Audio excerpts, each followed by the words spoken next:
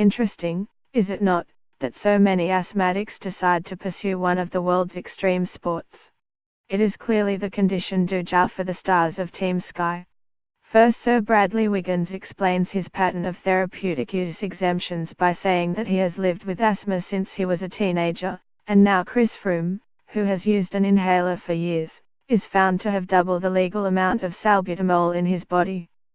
The link between asthma and aerobically intense sport is well documented. Take in lungfuls of dry, sometimes polluted air on the roads, and you increase the chance of an inflammatory response. Still, one would hardly advise anybody with acute respiratory conditions to bomb up mountains for a living.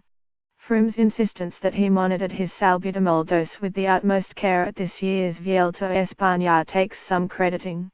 His urine sample returned a reading of 2,000 grams per milliliter, 51% more than Alessandro Patacchi registered for the same substance in 2007, when the Italian was banned for a year and stripped of 5-stage victories at the Giro.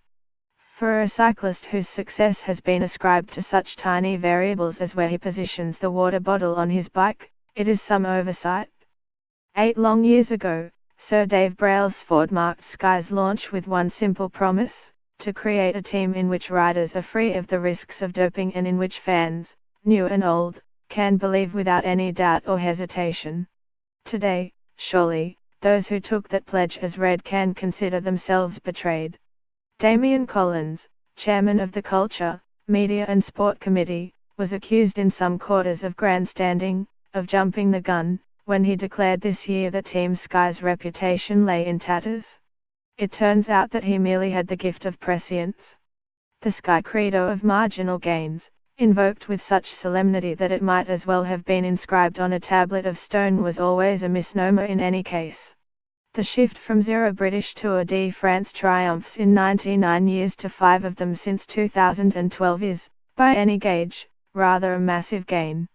Even so, the easily credulous told us that we could trust Wigo and Froome, that it was sacrilegious to depict Team Sky as anything other than emissaries of sporting excellence. And who better to convince us than Sir Dave himself, who handpicked journalists to travel aboard the jet black battle bus with an assurance he would show them everything, or, as it is perhaps wiser to put it now, everything he wanted to show them. Froome has much explaining to do. According to Sky's version of events, no one rider needed extra salbutamol after the Vuelta climb to the summit of Los Macucos, a highly irregular ascent with gradients as steep as 26%. On that day, Vincenzo Nibali, one of Froome's chief rivals, gained 42 seconds uphill. The next day, the day of Froome's abnormal test result, Nibali lost 21 seconds uphill. "It's a big blow to cycling," the Italian said of the champion's possible doping infraction. "If the positive is confirmed, no one will be able to give me the emotion of winning the Vuelta again." Was Froome intending to enhance his performance? He denies any such aspersion, and we must wait for the outcome of his investigation, but it is intriguing to refer to some of his past comments, especially one to the Sunday Times in 2014, when he admitted to using an inhaler before big efforts.